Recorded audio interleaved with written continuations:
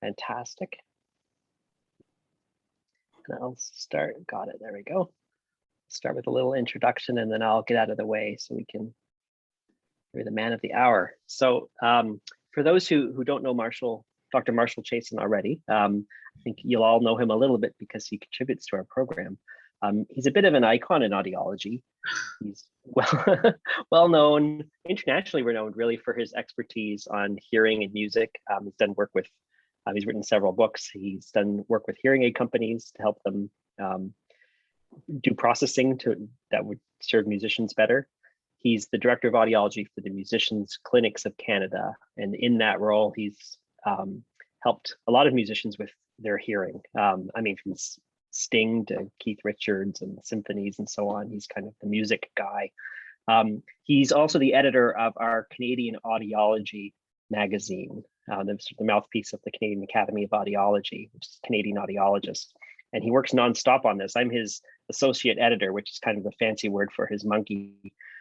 So he copies me on his emails, and he works tirelessly to get people to write, and he's always working on that, and it's great. I think it's probably the best audiology magazine in existence, although I may be biased. He lectures at U of T on linguistics. He's an adjunct professor at Western. He's a practicing audiologist. I could go on, actually. There's a long list. I tried to list it once when I introduced him years ago, and I concluded by saying if this was a sport, we would probably want to test him for performance enhancing drugs. He does a lot of things. And I think importantly, he's been very generous. He donates books to all of our students, provides a grant that now goes towards supporting placements, and that's a huge help. So thank you for that on behalf of the school. That's really appreciated. And today he's going to be talking about music and hearing aids. And without further ado, I will pass it over to Dr. Marshall Chasin. Well, thank you, Steve. Actually, there's a hidden title of this talk. Well, it's not so hidden. It's called Music and Hearing Aids. But it's hidden in the sense that, as Steve alluded to, I've been in this field for 40 years. Last May was my 40th year of clinical practice. And you almost have to think as a student, what can I do so that 30 or 40 years later, I'll still enjoy going to work every day? And everyone has their own little chains that you have to crank or pull just to get them, to go into work and smile every day and enjoy it. With me, it's been music. Although I've had several inclinations over the years. It might be ADR, it might be neurophysiology, it might be vestibular, it might be access or advocacy. Whatever it is, you will find your own little sub-niche within audiology or speech-language pathology for that matter, such that you can, yes, you see your little kid with cerebral media or your little old lady that needs hearing aids, of course, but then you can always come back to musicians and music and deal with that and deal with some of the problems. So you have to find what cranks your own chain so that hopefully 30, 40 years from now, you'll still enjoy going to work every day like I do. I have no intent to retire. And I'm 60, what am I? 66-ish. And I've got another 10, 12 years at least. So this talk is called Music and Hearing Aids. And notice that I did not call it musicians and hearing aids. It's just about our general population. Maybe we fit them with hearing aids and maybe they're delighted with the hearing aids for speech, but maybe less than stellar for music. Or maybe they're musicians themselves and they want a bit of a booster amplification that they don't have. There's a website on the front page here called musiciansclinics.com. It's actually really quite a good website. Well, I did it, but it is. And it should be entitled What I Did Last Christmas. And it's all updated. There are a lot of publications there, sections on hearing loss prevention, another section of articles on hearing aids and music, another one on acoustics, straight acoustics. And there's actually another section on humorous articles. You have to be kind of funny about that and try to make certain audiological and speech language pathology points in a humorous fashion. So there's about 5 or 6 articles over the years that I've written that are kind of a tongue-in-cheek, but still technically quite valid. There are FAQs as well. And most importantly, if you go to the demo section, there are a lot of audio files, many of which, or some of which you're going to be listening today.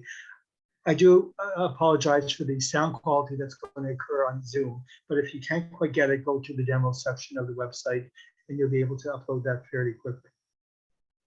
Full disclosure, I have a textbook coming out, and this should be written, also titled What I Did in June, because I actually took the whole month of June, still running my full clinic, and in between patients, I wrote a book, and it's called Music and Hearing Aids. It's going to be at a AAA in March through Singular Publishing Group, and it's a neat book, both available in an ebook as well as a hardcover. I'm almost thinking the ebook would be better because there will be 15 audio files and they'll be embedded right in the book. Whereas the hardcover book, through a code, you have to go to the website. At least in the ebook, you can kind of press a button and listen to it right off the bat to drive home certain points. Full disclosure as well, Steve promised to buy me a beer when we next we meet. And I do have to disclose that. And also, and to his, you have to use the name Marshall for his next born male child will be named Marshall. Of course, that's the Paw Patrol dog named Marshall. So let's look at three differences. And there's a lot of similarities between speech as an input to a hearing aid and music as an input to the hearing aid. One is the various shapes of their energy spectra between speech and music. Another one are differing sound levels. And the third element is crest factors. Interestingly enough, with sound levels, I finally, after years of trying, completely banished the word intensity from my vocabulary. It's the biggest mistake that audiologists make is talk about intensity, which we rarely deal with. We deal with it maybe in noise control where we want to find the direction of the offending noise source. But other than that, there's really no reason for an audiologist to ever talk about intensity. It should be sound levels. So if I say intensity, you slap me around if you ever see me. So let's talk about the first one, the various shapes of the spectrum. Well, speech comes from humans, and we're restricted and enhanced by the human vocal tract. We have a 17 or 18 centimeter long vocal tract. We have a nose that's in parallel to the oral cavity. We have lips. We have soft structures like cheeks and tongues and soft palate. We have hard structures like the alveolar ridge teeth and some of the walls in our mouth. It's a very complicated mechanical or acoustic system, but it's the same system. And so speech has a relatively uniform spectrum. We have something called the long-term average speech spectrum, and we can use that as a target for fitting hearing aids. We have low-frequency sonorants, the vowels, the nasals, the liquids that have most of the energy, and they have harmonic relationships. And then we have the higher frequency obstruents, the affricates, the fricatives, and the stops that are sibilants and everything, and they have broadband spectra. They're usually of a lower sound level. So we do have a long-term speech spectrum target with speech, and that's true of Bulgarian, English, Spanish, or any other language you could think about. However, music, in contrast, has many different sources. There are harder-bodied instruments like violins that have solid bodies, or guitars that have been amplified, or flutes. Some have strings, some don't have strings. It's highly variable. So to think that we can have a music target in the same way we have a speech spectrum target might be a little bit misleading. So this is the 1/3 octave band center frequencies for a range of for the long-term average speech spectrum. Most of the energy on the left side in the lower frequencies, and a roll off of 5 to 6 dB per octave in the higher frequencies. And this is a common, really the same thing. Showing a violin playing A440 on the top one, and in the magenta or red, the long-term average speech spectrum by Richard C. Wald and his colleagues over at Western University.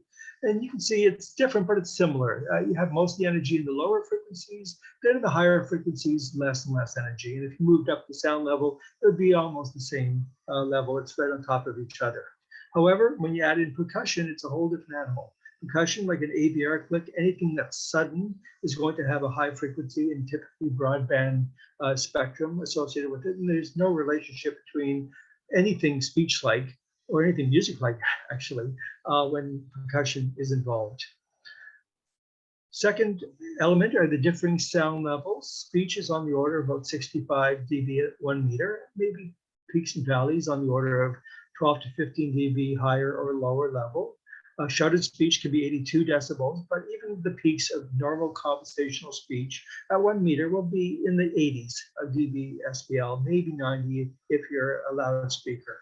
Music, however, even quiet music can reach levels of 105 dB A-weighted or peaks of in excess of 120 dB, and that's relatively quiet music. That's not necessarily, rock and roll. Third difference, crest factor. We deal with crest factor every day, but we don't always call it crest factor. So sometimes we're confused. When we test a hearing aid in the hearing aid test box, according to our spec ANSI 3.22, we put it in the test box, we set it to full volume, we run the OSPL 90 curve, and then we reduce the volume to the reference test gain where we run frequency response and distortion levels and other things. Well, why do we set it to the reference test gain? Well, that happens to be the OSPL 90 minus 77. Okay, well, why 77? Well, it's 65 dB plus 12. Well, 65 is speech at 1 meter. Why 12? Well, that's the crest factor. So that's the difference between the average and the peak of a signal. So we deal with crest factor every day. So it's the instantaneous peak in decibels minus the long-term average. Speech has a crest factor of about 12 to 16 decibels. Music, though, because there's less damping in a musical instrument as there is in a human vocal tract, hard-walled structures that generate musical instruments like horns and flares and brass and wood and plastic as well. Music has a crest factor that's maybe 6 or 8 decibels higher than the speech crest factor. It's more peaky, in other words. There's less inherent damping. So this is a picture from my book, interestingly enough. Did I disclose that? Of a human voice, someone with a fundamental frequency of 91 hertz, which is pretty low. It happens to be my son's voice. My fundamental frequency is about 120, 125. And you can see that on the left side, the first peak being around 91 decibels. And then we compare that with a baritone sax playing F sharp, which also has a fundamental of 91 hertz. So it's really the same spectrum, both half wavelength resonators, as is the human vocal cords. But as you can see, the baritone sax is higher peak relative to its average. It's more peaky. And that's one of the reasons why a musical instrument sounds a little bit different than human speech. So there's more damping in the human speech, less damping, more peaks in musical instruments. This is just another way of showing it, this time in the time domain. The other one, the spectral domain, with the peak versus RMS root mean square difference. So speech is relatively quiet. Music is relatively loud. Speech is less peaky. Music is more peaky in the frequency response. Speech has well-defined targets. The speech intelligibility index is one of them. We have other ones as well. But music really doesn't have a target per se. So what about our hard of hearing patients or hard of hearing musicians? What about, I have Mrs. Smith here, who's 90 years old. She loves her hearing aid because she has a high frequency presbycusis hearing loss, but she can't really hear the music very well. She's bothered by that. She comes in, what should we do? And what can we do? Well, there's something called the peak input limiting level.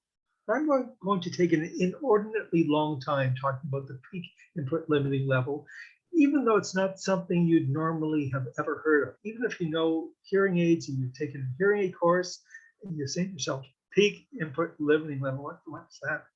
Because it's not part of the hearing aid spec. It's not part of ANSI S3.22.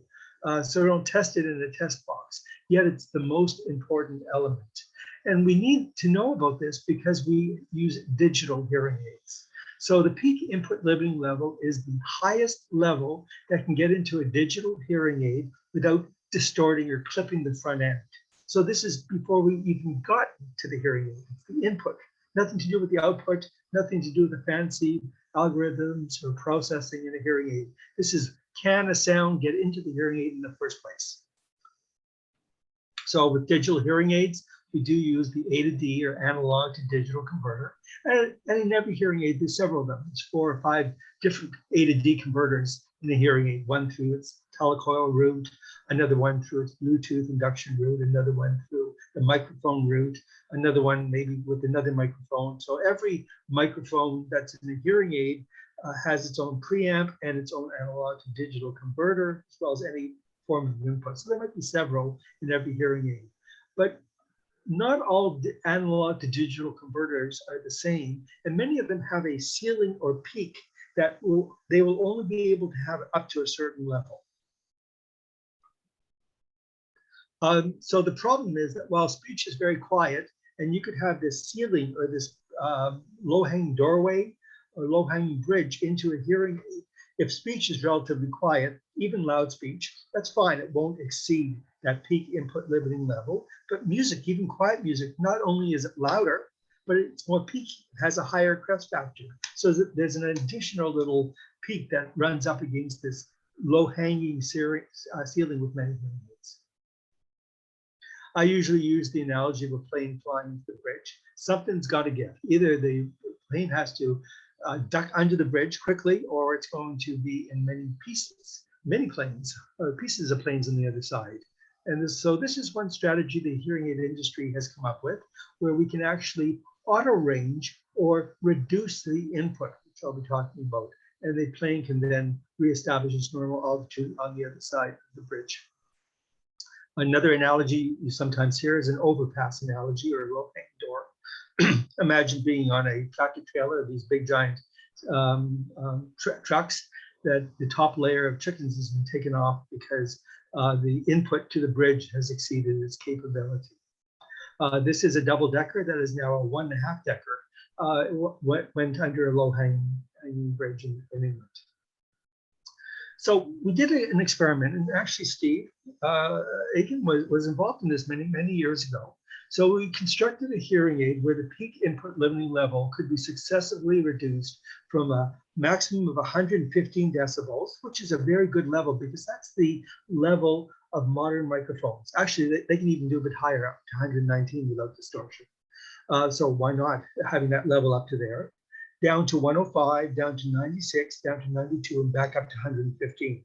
So we're going to see this. And I have to thank Lee Killian, Russ Toma, Norm Madsen, Mark Schmidt, Steve, of course. So the first one is just speech. Now, speech is relatively quiet, but it's always the same paradigm. 115, 96, I'm sorry, 105, 96, 92, and back to 115. A carrot is a long reddish-yellow vegetable which has several thin leaves on a long stem and which belongs to the parsley family. A carrot is a long reddish-yellow vegetable which has several thin leaves on a long stem and which belongs to the parsley family. A carrot 96. is a long reddish-yellow vegetable which has several thin leaves on a long stem and which belongs to the parsley family. 92. A carrot is a long reddish-yellow vegetable which has several thin leaves on a long stem and which belongs to the parsley family. A carrot is a long reddish-yellow vegetable which has several thin leaves on a long stem and which belongs to the parsley family. Okay, so it's works wonderfully for speech. And for years, hearing aids had an analog to digital converter based on a 16-bit architecture. We'll come back to this. And it worked wonderfully. Now I'm going to play you another audio file of music. This is live music. So it's expected about 100 decibels with peaks that are maybe 16 to 18 decibels louder because it's music. Same paradigm though.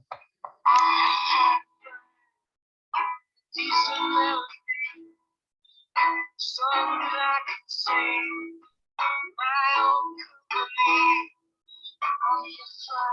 105.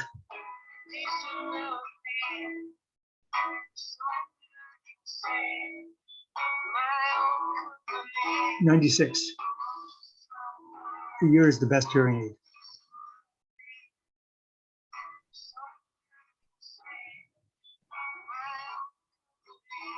92 coming up.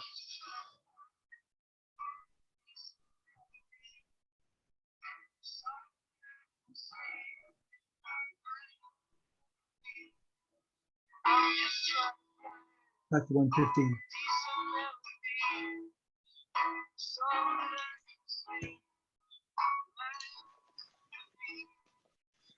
So this is an example where, and by the way, it was sounding probably a little bit distorting because 100 dB plus 18 or 20 dB peak is going to exceed the microphone that we use here. So even there was some distortion. So therefore, one would argue, or I would argue, that the peak input limiting level should be at least 110, maybe up to the limit of modern microphones, 115 to 119. No reason why not. Now, we're not talking about the output. We still have to govern the output, the OSPL90 or the maximum power output, and ensure that a person's tolerance level has not been exceeded. But we're talking about what gets into the hearing aid. So this is before all the fancy stuff. Once music sounds so poor as it did there, no amount of playing with programs or software programming that occurs later on in the system will be beneficial. You're screwed, and you're just limited by it. But it turns out that it's not just for music. There's another source, speech source, that is also quite, I was going to say intense, at a high sound level. And that's the hard of hearing consumer's own voice at the level of their hearing aid, which is only 6 to 8 inches away. And whereas it might be 65 dB at 1 meter, it could be 80 or 85 dB at the level of their own microphone. And then you add another 12 to 15 decibel of a peak crest factor, and you can far exceed a certain level. So if we can resolve a hearing aid's ability to handle the higher levels of input consistent with music, we also solve another problem in doing so, in that we've had a generation or two of hard of hearing people whose voice sounded pretty lousy. Now it's going to at least sound a little bit better with better hearing aids that we've resolved for music. There's an article below it, and you can find that on my website if you wanted to, on clinical tricks in major technologies. Software changes. Many hearing aid manufacturers have a music program. Beware of a music program. A music program is more often than not a marketing thing. So many manufacturers have tried frequency response changes, increase the low frequencies, decrease the low frequencies, mid-frequency boost, high cut, high frequency booster, every combination. They don't work.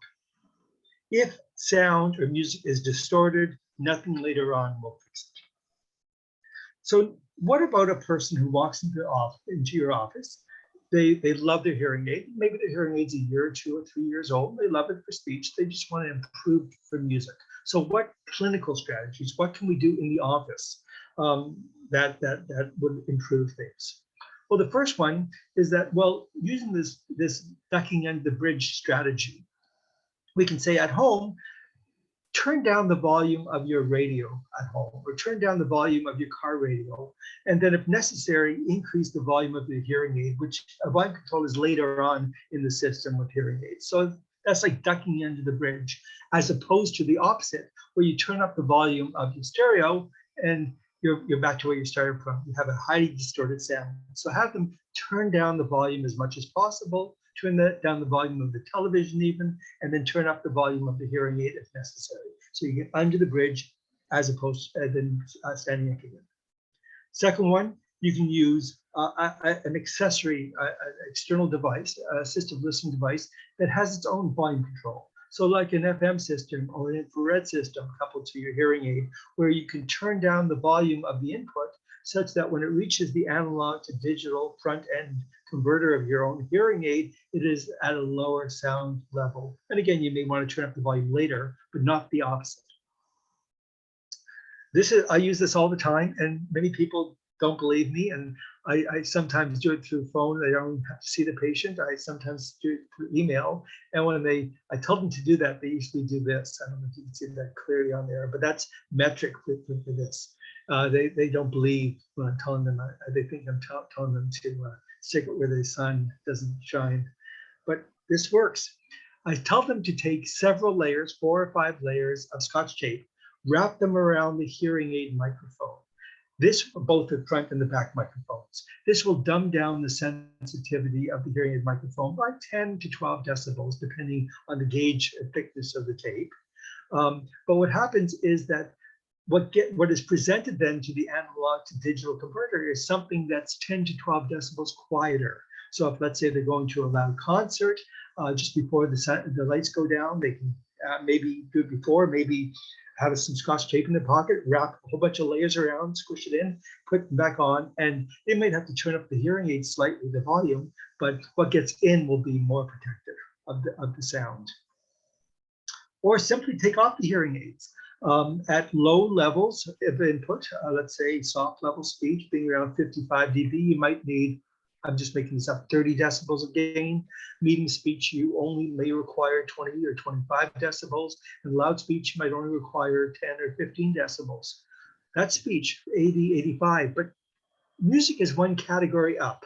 So that average music can be in the 90 area.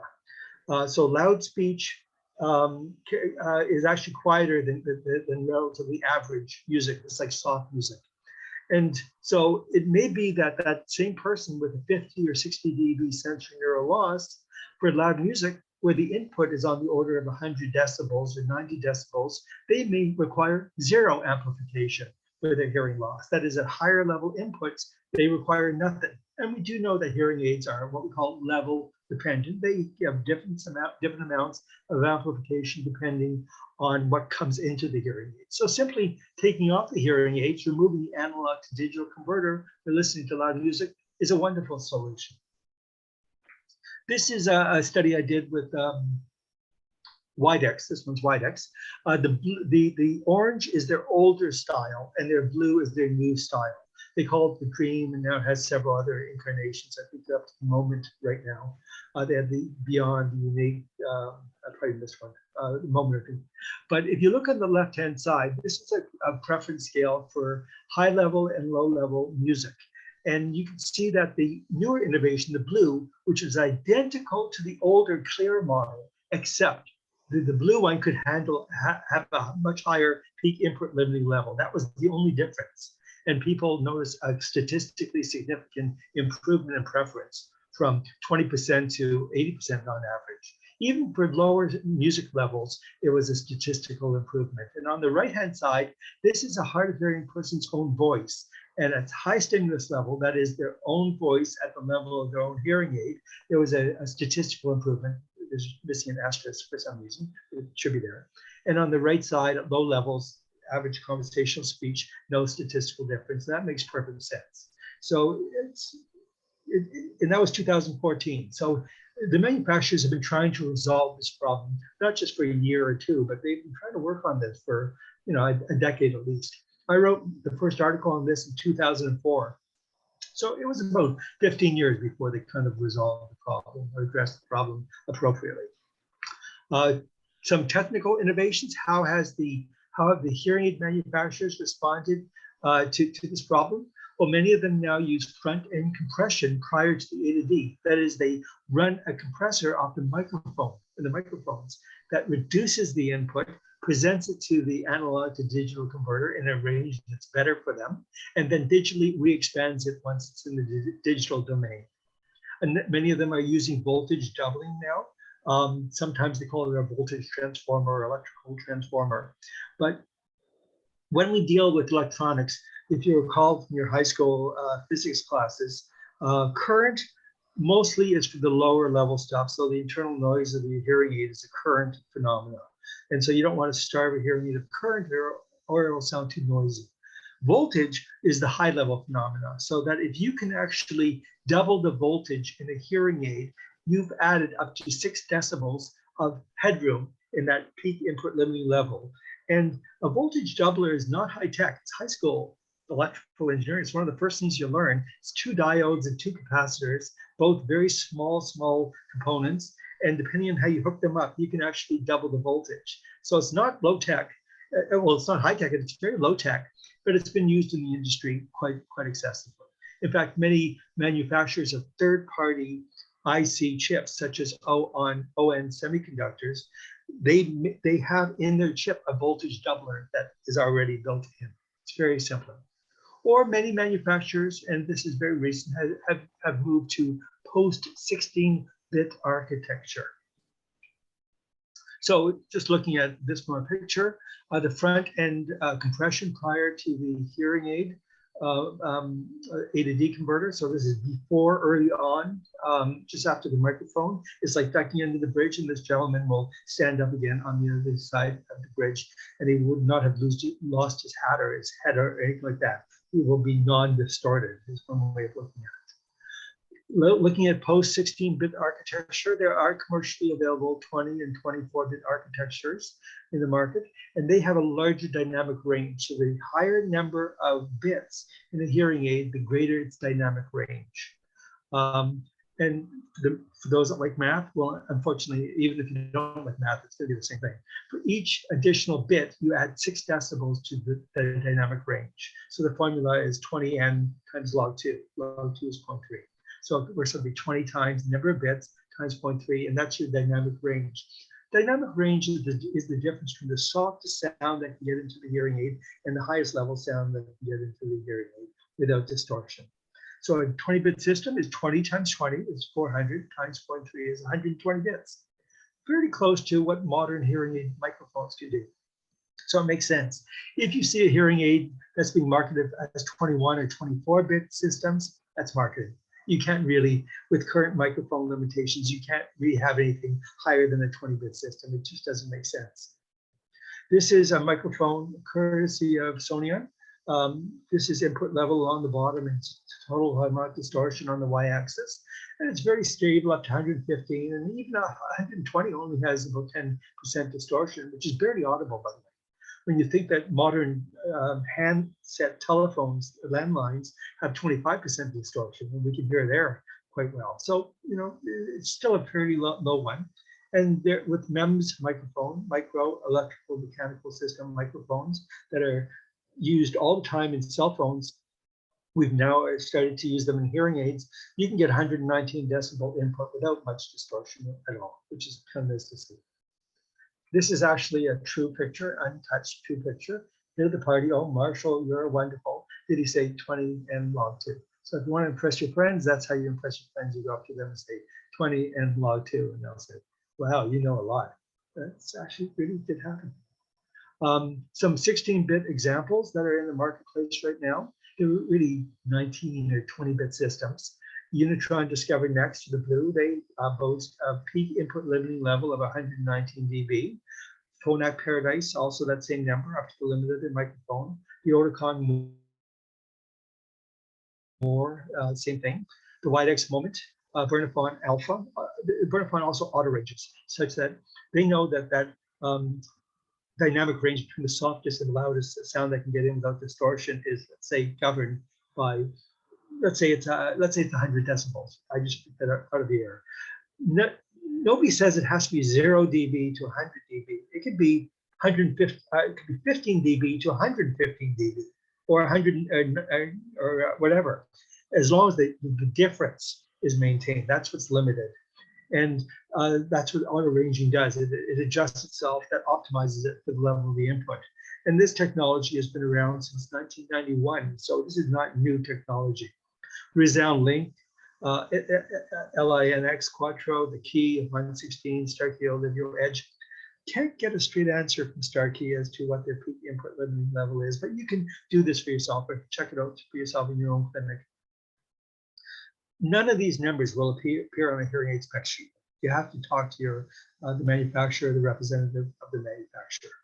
So I've spent more than half the time really talking about one little tiny element, the peak input limiting level. Well, it's not that I have an imbalance on this, and I'm just was so excited about one thing and I forgot everything else. But if you don't take care of the front end of the hearing aid, given the higher levels associated with music, then nothing else later on the hearing aid will matter, because it's going to be a highly distorted signal, and you can do software programming until the cows come home and it won't improve things. So let's talk about everything else. Frequency lowering, frequency compressions, frequency transposition, sound recovery. You know, the list of names for this goes on and on and on. It's been around since, actually in the analog form, since the 80s, and in the early 90s since digital form. It is now ubiquitous in this field. It makes perfect sense for speech, and sometimes the hearing loss is so severe that sometimes less is more. Avoiding those frequency or that frequency region can be better than giving more amplification. And Brian Moore and his colleagues, and this is not a new thing, refer to them as cochlear dead regions. As far back as 1950, Hallowell Davis did a wonderful experiment when he was able to identify it. He didn't use the term cochlear dead region, but we've known about this for years and years. Sometimes less is more. So the idea behind frequency lowering is that it takes sound that would normally occur in a damaged region, like near the top end of the piano keyboard, and shifts it gradually to a slightly lower frequency, hopefully one that has better cochlear health and sensitivity. And it can be done either linear relationship or non-linear relationship. And you can do this clinically and play around with it. Brian Moore came out with a 10 test, which takes me about 20 minutes. I know the literature says it takes 8 to 10 minutes, and some audiometers even have them built in from Audiodynamics, but it takes me 20 minutes to do 4 frequencies, 2 ears, to find severely damaged regions of the cochlea. And what do you do if you do find cochlear dead regions? Well, in the olden days, we just used to reduce the gain in that region. It would limit the bandwidth of the frequency response the person would be getting, but it was better. And now more recently, we have frequency lowering to a healthier region. Nobody I know uses the 10 test or the hearing loss related 10 test. There are easier ways of doing it, and this is what I do. This takes 10 to 12 seconds. I have a piano in my office, but even if you don't have a piano in your office, or even if you would want to have a hard of hearing client do this at home before they even see you, you have them go up on the piano and hit the note of adjacent notes. So white note, black note, white note, black note, white note. Keep going up the scale from about the middle of the piano keyboard. And they don't have to be a musician. They don't have to be a piano player. And just ask them whether the pitch of the note is same or different. If it's different, that's great. If 2 adjacent notes are the same, and that's the nature of cochlear dead regions, that is, things will appear flat. If you want to know exactly why, you have to go back to Davis 1950, or did I tell you that I'm writing in this book? It talks about it in the book. But if 2 notes sound not the same, that is, the higher frequency note sounds flat, or simply you say to them, okay, when you're complaining about distortion, is it sharp or flat? If they say it's sharp, that's a brain thing, unless it's a reverse slope loss in many cases. But more often than not, they will say flat, and you know you've got them. If they say it sounds flat, I know the answer, you have a cochlear dead region. And then they can come in and say, well, I started to have problems in 8 white notes from the top of the piano. The top note of the piano is about 4,100 hertz, or you might say it's like an octave and a half above middle C being 250 hertz, 262, 250. So you can kind of figure out where in frequencies they hear it. You can buy one of my other clients. I just picked up a garage sale, $10 keyboard. I spent about $112 for the stand, but I won't talk about that. And so what I'm arguing here is that for speech, frequency lowering in all of its forms has been wonderful. And let's talk about why it's wonderful, because it's not just because it's speech, but what is it about speech and frequency lowering that go hand in hand? First, if you think about speech, we have line spectra, harmonics, with the lower frequencies. So the vowels, the nasals, the liquids, what we call the sonorants, all are made up of not broad bands of noise, but well-defined harmonics. So my fundamental frequency is 125 hertz, and I say the vowel ah, which has its first formula at 500 hertz. We have underlying harmonics that are 125 hertz, 250, 375, 500. Coincidentally, the harmonic happens to line up with the form of frequency. Doesn't always, but it's a well-defined sound. And you don't want to change that, or else my pitch would appear to be changing to you. But in the higher frequencies, where frequency lowering has all of its function, we don't have harmonics, or not that many harmonics up there. We have broad bands of energy, the obstruents. It doesn't really matter whether S has its energy starting at 4,000 hertz and above. We can do it at 3,800 hertz or 3,700 hertz and above, lower it a little bit. It will still sound somewhat like an S, and we can get away with it. So the reason that frequency lowering works with speech is not because it's speech, but because it only lowers the higher frequency bands of noise does not really alter the harmonic structure. But music, unlike speech, is all harmonic structure, except for percussion. So when I play a note and it's a C, it's energy at 262 hertz, energy at 2 times 260 hertz, energy at 3 times 260 hertz, not 250 hertz. It's 262 hertz if it's C, and harmonics up and down. It's as simple as that. You cannot change where those harmonics lie. So although frequency lowering has been wonderfully successful for speech because it only deals with broad bands of noise, it will not work with music. And that's what I'm saying here. And there's an article if you're interested in there, and I think there's a copy on my website there under the music and hearing aids section. So I did a little experiment, and I'm going to play you an audio file. And again, these audio files are found in the demos section of my website. All I did is I changed one semitone, but actually it's 1/2 of one semitone, a quarter tone, which you might hear in Indian music, East Indian music. So 1/2 of one semitone decrease, and only above 1500 hertz. So this is all I did. It's the smallest little thing. The blue is the original spectrum, and the white is the slightly lowered 1/2 of one semitone, but only for sounds above 1500 hertz. So let's listen to what it sounds like. And it's going to be an ABA comparison. So the original, the semitone, half semitone down, 1/2 of one semitone, and back to the original again.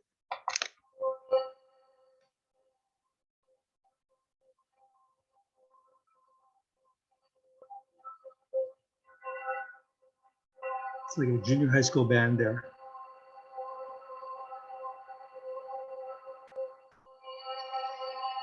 Okay, back to normal again.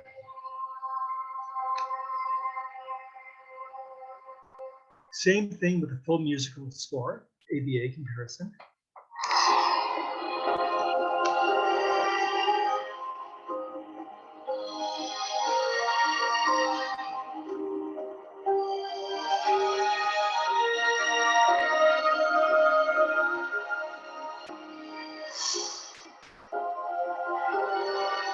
This is the flat one.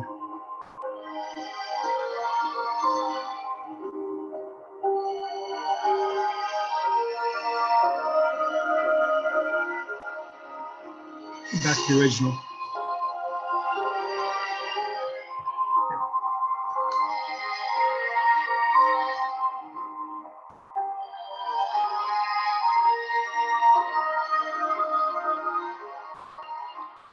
That's a very, very small change. And sometimes you don't notice it until you compare it ABA with the original.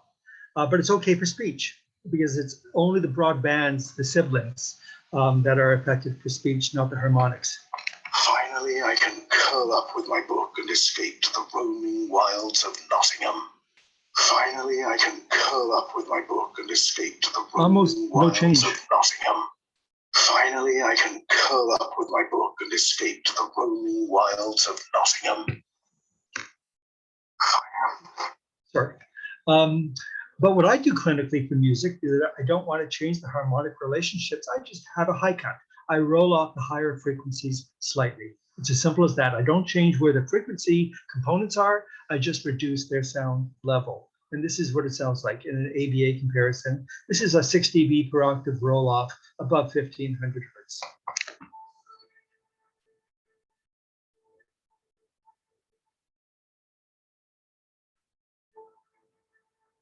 A little bit quieter, but it sounds in tune.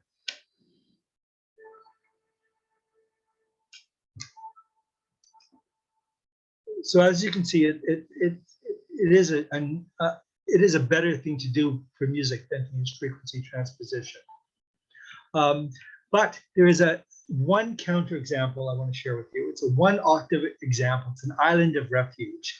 Now, if you can have a linear, not a nonlinear, but a linear frequency shifting for everything starting exactly 1 octave down, starting above 1500 hertz, you will actually have the harmonics lining up with pre-existing harmonics, but one octave lower. And of course, 2 to 1, for example, 1 octave, which would be at 1/2 the frequency.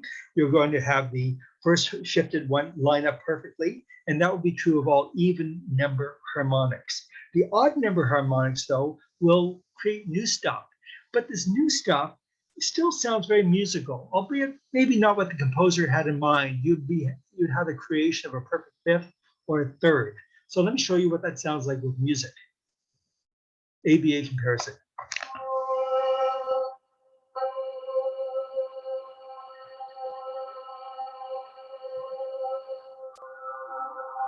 It's different, but it's not dissonant.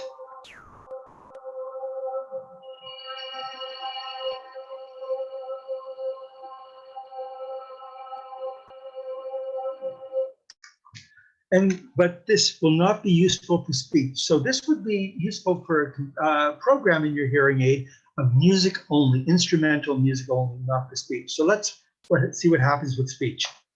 Finally, I can curl up with my book and escape to the roaming wilds of Nottingham. Finally, I can curl up with my book and escape to the roaming wilds of Nottingham. Finally, I can curl up with my book and escape to the roaming wilds of Nottingham. This technology was available in our industry about a decade ago.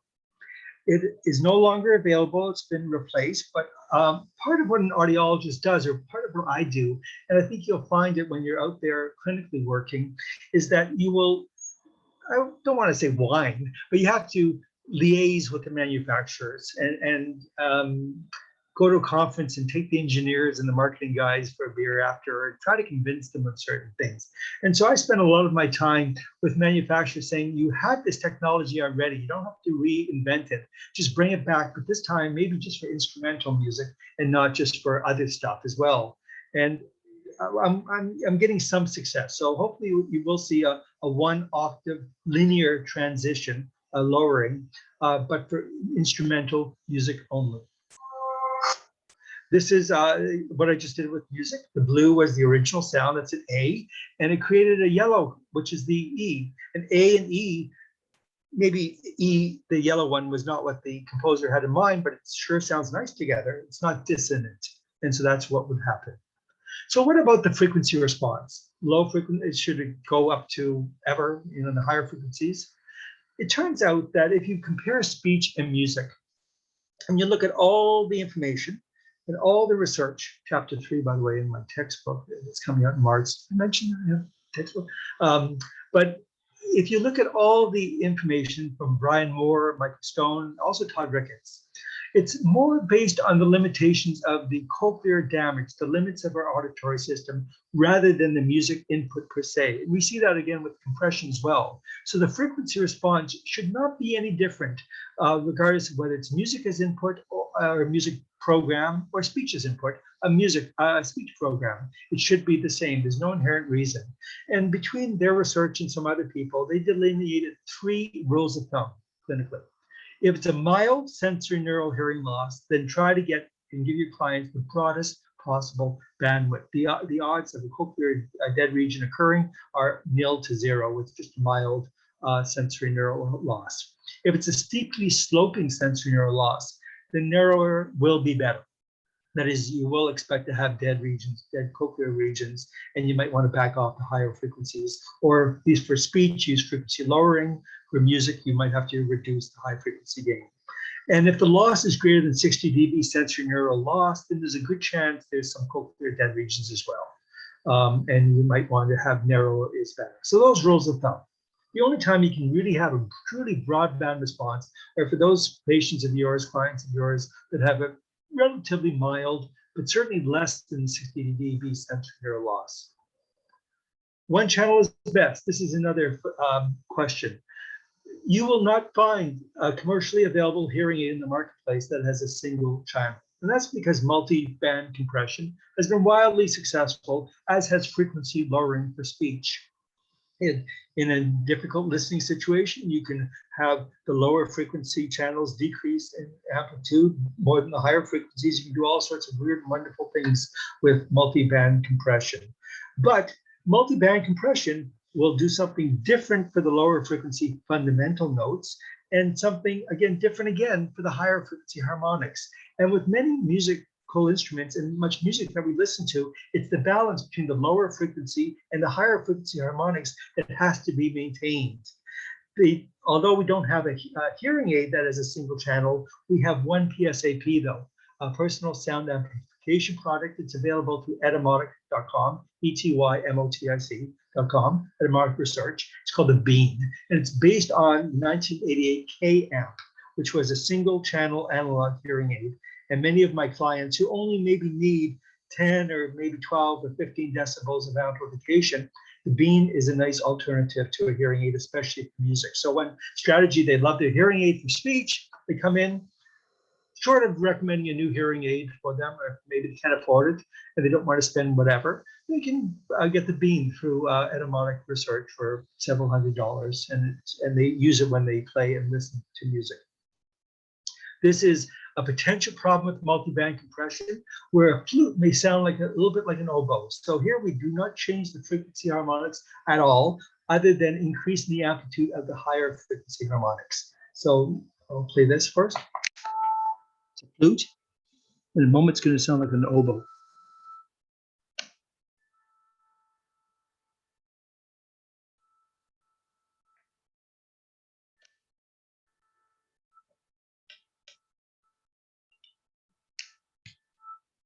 Okay, so to my ear, quite frankly, they both sound pretty. I like oboes, I like flutes. But to a musician or somebody that's a true audiophile, you don't want to change the balance between the lower frequency fundamental and the higher frequency harmonics. Similar compression, same argument for frequency response. Compression is more to do with the damage to your auditory system. In fact, I wrote an article in 2004 with Frank Russo, and we suggested that wide dynamic range compression may be better for music. And Davies, Van, Pamela Souza, and Dave Fabry did an article several years later, actually measuring that. They found that that hypothesis was supported. So slow acting wide dynamic range compression is not just good for speech, but it's good for music as well. And disabling some of the advanced features, less is more philosophy. With feedback management, we have several different techniques that are out there. Mostly it's used, the technique that's used is a active cancellation, invented in 1933. If you want to check it out in Chasin, Journal of the Acoustical Society of America, it came out in analog form in 1933. But essentially a sound is created with the same amplitude, but 180 degrees of the phase, and then added in such that you have noise cancellation, so feedback cancellation. The problem is that with music with so many well-defined harmonics, you can have the system turn off some musical instruments. I've heard a flute being turned off completely because the hearing aid thought the harmonics of the flute were feedback components. Some hearing aid manufacturers have limited their frequency feedback management system to only the higher frequencies above 1,000 hertz or 1,500 hertz, such as Oticon and Resound. Other ones just allow you to turn it off the music, and that's what you should turn off the music. So generally with speech and music, it's a similar program. Less is more when it comes to music. You don't need a high-tech hearing aid. You need actually a low-tech hearing aid. You don't need many things for music, other than take care of that front end that you don't distort the sound. But a music program will be fairly similar to a speech in quiet program, but with all the fancy and high-tech features like frequency shifting or lowering, feedback management, noise control turned off. This is arguably the most famous violin in the world. This is the red violin. The Felix Mendelssohn owns it, but this is a Stradivarius. The myth is that when Stradivarius's wife passed away, he was so distraught, he used her blood to give the veneer to this violin. It was popularized with Felix Mendelssohn and a movie in 1990 or 91 with Samuel Jackson called The Red Violin. If you haven't ever seen it, it's worthwhile. It's a great movie. But that is not Red Violin, the most famous Stradivarius, owned currently by Elizabeth Pitcairn, who you see in the picture. And She's a very wealthy person. I think the Karen family is very wealthy, but it's probably the most expensive violin in the world. And she was doing a summer camp up in New York State, and I was at my wife's cottage then, and managed to take out this 12-year-old kid who was acting as security on the side of the stage, and bully my way up on stage. And I got that close to the red violin. She wouldn't let me touch it. And I'm pretty sure she's forgotten about the restraining order she took out on me after that. So this is my email. If you did want to email me, again, my musiciansclinics.com website, and all the audio files and a few others can be found at the demos drop down. And there's text along with the demos as well on the website. Any questions? All right, thanks, Marshall. It's yeah, some of the demos didn't come through as you said they might not. So, but no, it's fine. So people, if they were really neat though. Check out the website. I believe you. Well, I half believe you. So if anyone has questions, you can type them into the chat. Just make sure that it's sent to everyone, or at least to me, and I'll read them out. We can try to do it out loud as well. It's just hard to see everybody. So the chat might be a little bit easier if you have a question. I have a question maybe to kick things off. Do you know have you thought of making a formal version of your piano test? Or a computerized version, because you could do that fairly easily on a computer with a little app to sort of. Good question. I have not, but I must admit that there are 3 things I've been working on and thinking about patenting. None of them I will decide to do that, because I think this derives from Audiology 101. This is the stuff we learn in first-year audiology class. And by the way, that's the other great thing about this whole field of working with musicians and music, is that we get to use every single thing we learn from our classes. Ear mold acoustics, room acoustics, psychophysics, everything. We can use it every day, which is what cranks my chain. But this is something that can be implemented fairly simply on an app. You don't need a piano, but as I said, a garage sale, old keyboard will suffice for you. If you want to do the math, you have to remember the number 1.059. That's a great number. It's worthwhile memorizing it, because that is the 12th root of 2. So the square root of 2 is 1.414. You do that. The 12th root of 2 is 1.059. So that if you take a note, let's say A440, which is 440 hertz, and you want to know what A sharp is, the next semitone, you multiply that by 1.059, and that's A sharp. And you multiply that by 1.059, and that's B. Then B sharp, C would be the next one. And if you do it 11 more times, or 11 times, you'll get up to the next octave. That can be implemented fairly simply on any laptop. You can do that even within Excel. You don't even need anything like MATLAB to do that. So I haven't been interested in doing it. I haven't had the time to do it, to be fair. But it's something that you could do very simply if you. I could do it a couple lines of Java, maybe some HTML, but you can do it on if you're good with MATLAB, which I'm not. I can't imagine it's more than 3 or 4 lines of code. It's pretty simple to do, actually. Mm-hmm. But I haven't done it. I have, however, created an app which is free, which has nothing to do with this, that I think is a really good app. It measures your temporary threshold shift. And so if you're, let's say, a musician, or you just are interested whether the exposure that you have, whether it's music or noise, is affecting you, on your phone, you measure your hearing at 6,000 hertz, saves it, you go and do your gig or your noisy thing, and then you come back and you measure that same 6,000 hertz threshold again, just off your phone. And the difference, because that's what we're interested in, the TTS, temporary threshold shift, is shown on the phone. And if it's low, the screen is green, not much worry. If it's orange or amber, if it's in the mid-range, or if it's red, you better wear hearing protection next time you're exposed. And it's called temporary threshold shift test. No, it's not. It's called temporary hearing loss test. That's it. Sorry. It's available for free on iPhone and Android, temporary hearing loss test. And it's also on the website under tools of the website, but it is free. But that doesn't really answer your question. No, I wasn't thinking of doing it, but it's easy for anyone to do if they wanted to do that. So it doesn't have to be a piano. You can have a file that you create on your laptop where maybe it's just an audio file of somebody playing a couple octaves above middle C on the piano, and they'll say stop. I don't hear the difference. So it could be something as low tech as that, although it'd be nice to implement it on your tablet or your phone. Mm-hmm. Yeah, it'd be I'm easy an to make. old guy. If I was 25, I would have no problems doing it. I've got a life to live. All right, I have another question from a student. This is, do you find that in general, some manufacturers are better with processing music than others? For example, I've heard that Widex is best. That's something that is changing quickly. I'm going to be snitty and snotty here and arrogant, but it's true. Those manufacturers that have listened to me have better sounding hearing aids for music. I know that sounds arrogant, but I've been around long enough such that it's true. And I know all the engineers in the back room.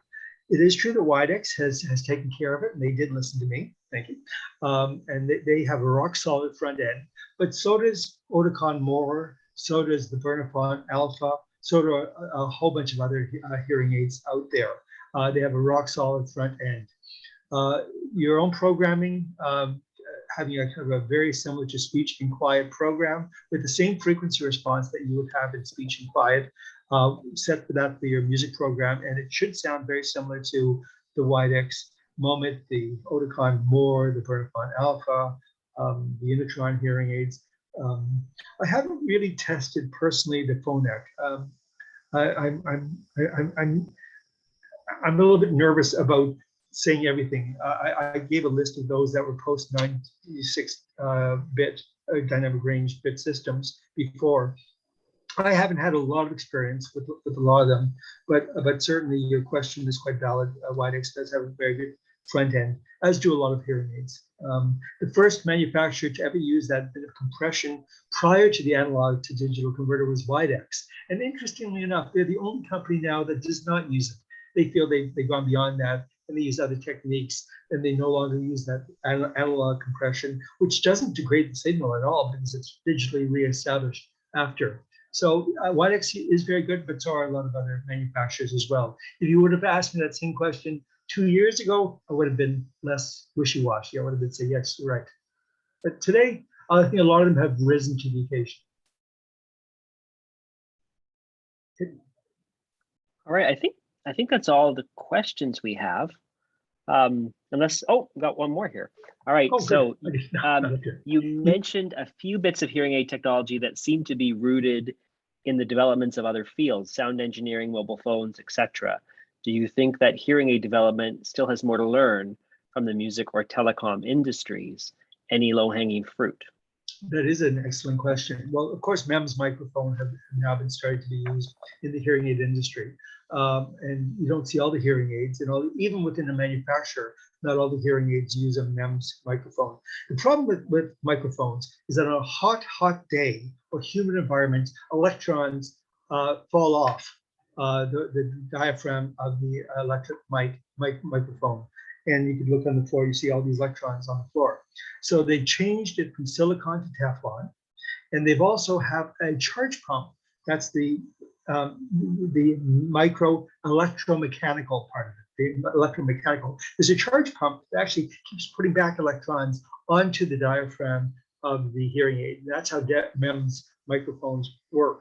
In doing so, they also have a larger dynamic range, and they can transduce up to 119 dB SPL without any distortion, whereas non-MEMS were more limited by the 115. So that's one element of the low-hanging fruit. The second one, I think, is the use of your apps on your phone to control the hearing aid. These apps really are just versions of other apps that have been used out there that are maybe not necessarily for hearing aids, they're from the audio field, let's say. We're still in the infancy. There's still a lot more low-hanging fruit with respect to apps. For example, I would like to see an app on the phone that will allow your app to control your hearing aids in the same way that a DAW would control music. DAW is a digital audio workstation. That's how musical engineers and audiophile people do it. They mix the music that there's no reason why we can't give that full control through an app to the hard of hearing consumer, with one proviso. We always want to make sure that the highest level that can be transduced by the hearing aid is still limited. We don't ever want to exceed their OSPL 90 or their tolerance level, both for prevention of future hearing loss as well as for disliking of loud sounds. So I think the low-hanging fruit is that for the development of apps on phones will be great. Shifting from a Bluetooth transmission rate in the megahertz range, 700 or 800 megahertz, to where we are right now, 2.4 gigahertz, is good and bad. It's good in the sense that it has a higher transmission frequency, so the necessary receiving antenna is much smaller. So we no longer need an intermediary streamer around the net. It can be built directly into the hearing aid. That's the benefit of 2.4 gigahertz. The problem with 2.4 gigahertz, though, is that that's the resonant frequency of human body fat. That's why microwaves use 2.4 gigahertz. That technology was already there, so the hearing aid industry stole it.